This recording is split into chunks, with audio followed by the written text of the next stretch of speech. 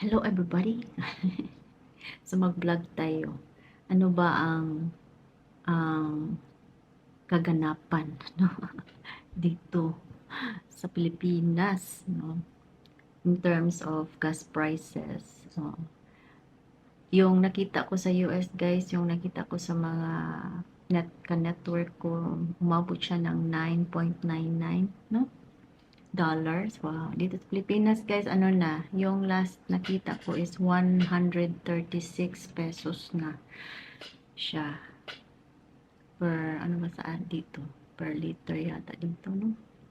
Per gallon dito yan or per liter? Philippines.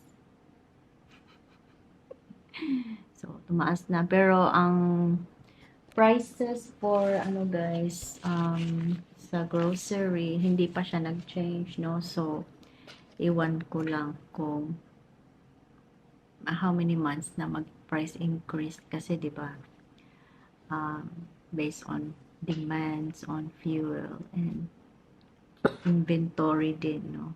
Hindi naman dahil sa tumaas yung gas, tataas agad yung commodity kasi 'di ba nakastock yan. So, ang ripple effect is it might be a month or two from now, 'di ba? Kasi mga new production, so new cost na. So, good luck sa ating lahat. In terms of ano, kaguluhan, yung dito sa amin okay naman siya. Peace naman, peaceful naman siya dito. Calamities, wala naman masyado. Kasi umuinit na ngayon kasi summer, going summer, April summer na. Summer na dito. May klase pa rin yung anak ko. So, yung public school, tapos na yata sila. Yeah, their school is already finished. And then, what else? Yeah, so wala pa kaming vacation. Saan pa ba yung vacation namin? Dito na lang tayo guys kasi no, ano, all the prices are going up, tapos less na yung ano, travel accommodation. So, maraming taong nagta-travel kasi nga konti na lang yung nag-route, no? Kasi ang taas ng ano guys, ang taas ng gasoline prices. So,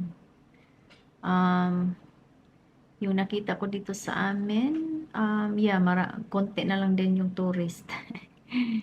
Yung last weekend, naglabas kami, pumunta kami ng ano, new place, no? Ano lang, konti na lang yung tao. I think there are still people who's gonna travel, no? Kasi, yan man lahat, may kaya naman din yung iba, no? So, they can do it.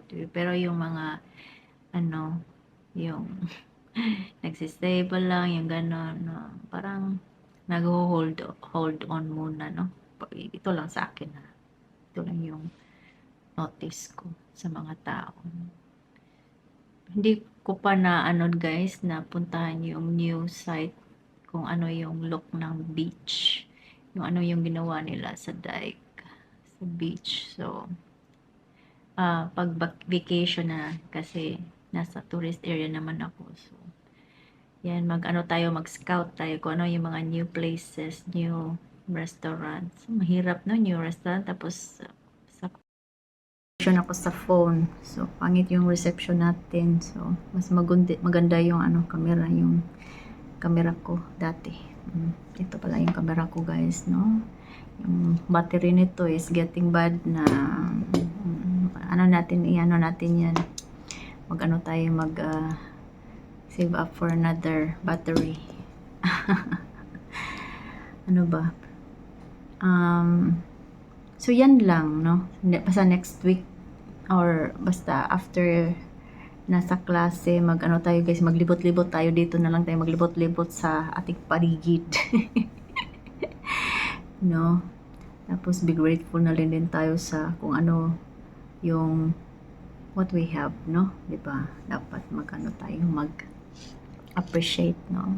So, nagkape ako guys, wala pang breakfast. Mag-breakfast kami ngayon dito lang din sa bahay, no? Baka mamaya gusto ko siguro maghalo-halo or whatever, pero study time sa ating little one here. Hey, I don't have any clothes on. Oh, I did that. It was a blip, right? Okay, so that's it for our video for today. Just an update, no? Sa guys prices. Ewan ko lang kung magkano na ngayon, no? Kasi, when did we went out yan? Thursday, no? Thursday? Yeah, Thursday. So, yeah, Thursday kami. It was 136. So, iwan ko lang kung magkano na ngayon, guys. So, good luck sa ating lahat. And that's it. Bye! Hi, guys. So, today is our celebration for Easter. We're just going out and to have a, what? A meat celebration. No, we did already eat breakfast with meat. So, yeah, for 2 days with no meat, no? For 2 days, there's no meat? Yes, 2 days. Now we're going to have a celebration of meat. But I feel good though with eating meat, you guys. My dream is so good. I don't know. How about you, Yan? How about your dream, Yan? You just eat no meat on Friday, no? Oh, no, you guys eat meat since morning. Friday I was really off with meat, you know. I was feeling good. My body's I'm feeling not good. a vegan. So maybe I should I'm do an that. omnivore. Maybe I should do that every week, you know. So we're going to eat today to a place that we haven't eaten before. Sakto ba yan? I don't know. I don't know. So we're going to check it out, how their roast beef. I don't know if I'm really going to eat the roast beef, but I don't know. Try it. Daddy is craving for beef, you know. I wanna So, try that stuff. yeah, my eyes are twitching. I don't know what happened to these eyes. I know there's resistance on my eyes right now, so I don't know what is it. What is it? You're It's a body twitching. glitch. It's glitching right now, guys. It's a body glitch. Don't worry, I don't know. natural. It's It happens glitching to me right every now. time. Okay, so see you in the place, and I'll let you know what the name of the place is.